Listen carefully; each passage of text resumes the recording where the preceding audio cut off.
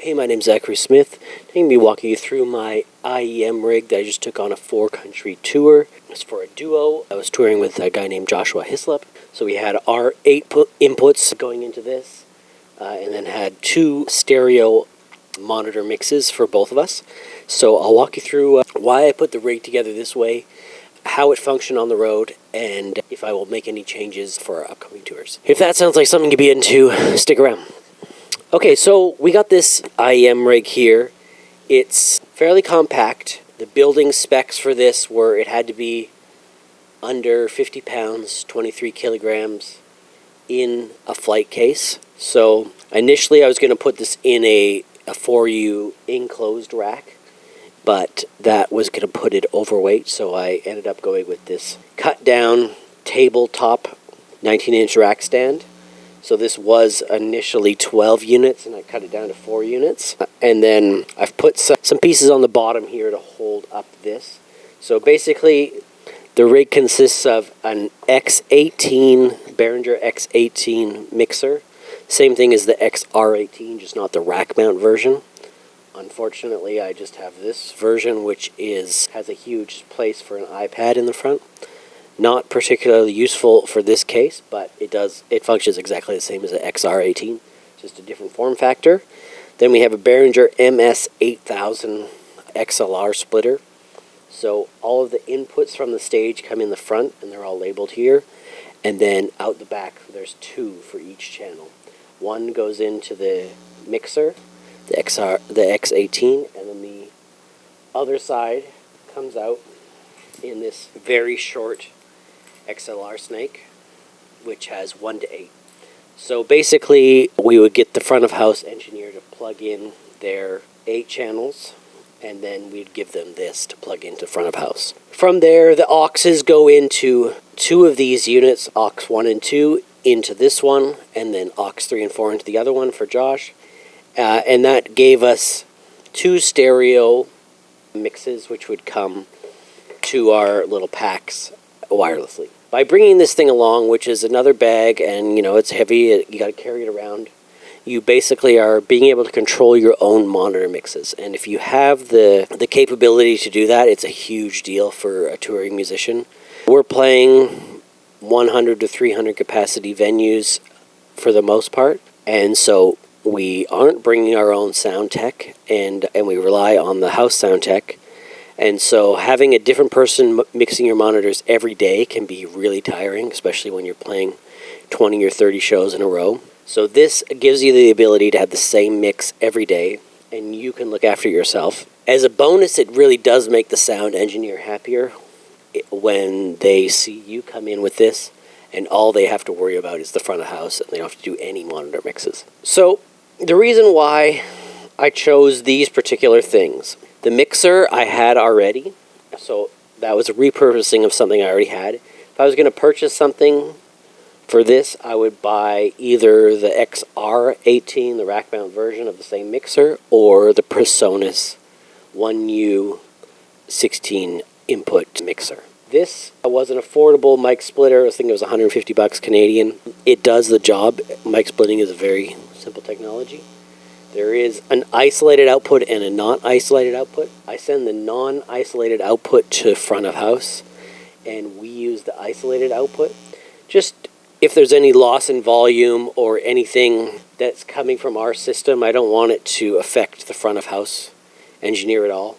Depending on where you're playing, the front of house engineer can be relatively picky, and you don't have any reason for them to think there's a problem with your system. So then we have these Sennheiser EW G4 IEM rigs. I chose these over the Shure counterparts just because they're 100% analog. There's no conversion at all in them, and they seem to be well regarded in terms of professional level without being too complicated. So I never had used the wireless IEMs, never set them up before. I had to do my research.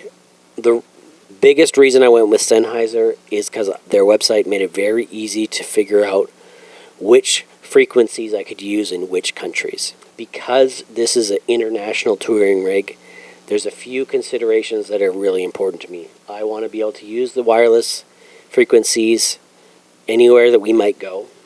and I want the whole thing to operate at any voltage, 110 to 240.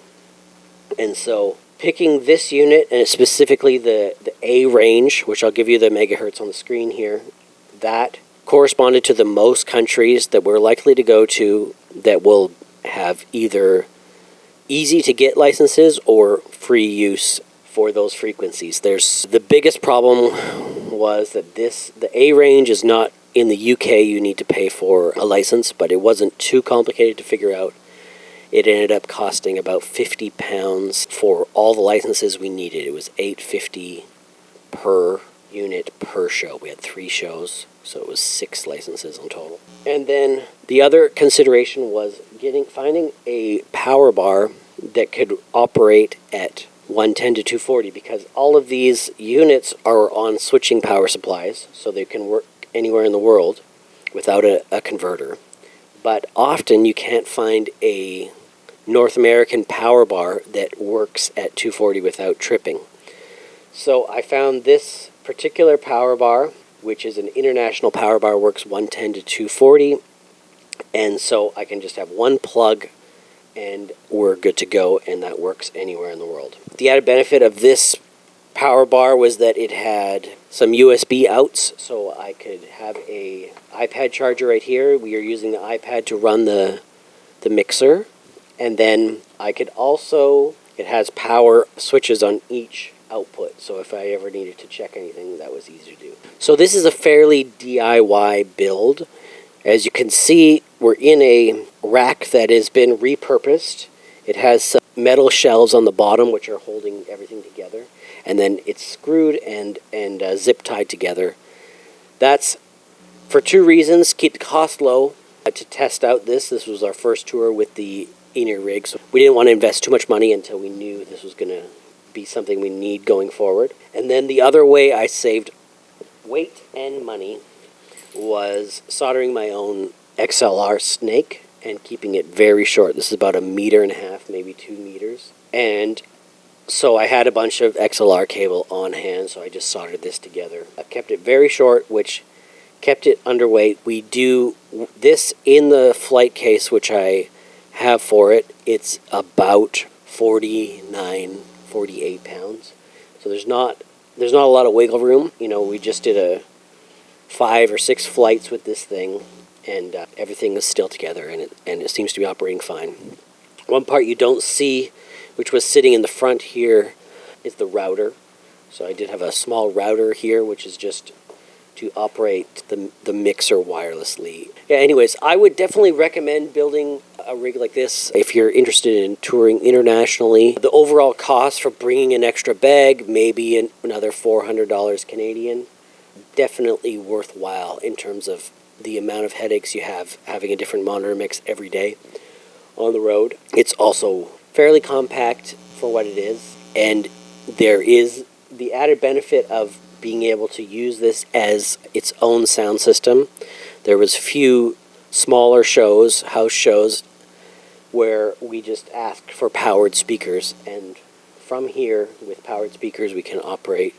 And so it allows you to be very flexible while also maintaining a consistency show to show that is, without something like this, is really hard to do. This used to be reserved for bands with trailers of gear, but now I think it's something that most musicians can figure out. It's super handy. I don't think I would go back if I could. There's a lot of benefits to having a system like this. In terms of what I would change for the next time, I wouldn't mind having a rack mount mixer proper, but this does function well. I have considered moving to a different kind of splitter that uses Ethernet cables so we can run stage boxes a little further away. This very short split snake is mostly fine, but there are stages where it becomes a problem. Overall, the only issues we had were, just issues you have moving to wireless, where you have some intermittent dropouts, a little bit of static here and there. Overall, I'm very happy with the Sennheiser product. Had no issues with this splitter itself. It's just could be nice to move some of the XLR connections away from here. I'll put in the description all the components involved here, including the router that I use, including this power bar. And if you have any questions, feel free to comment below. If you want to check out some of the photos and videos from this tour with Joshua Hyslop, you can find him on Instagram, and there's lots of content there. My name's Zachary Smith. Thanks for watching.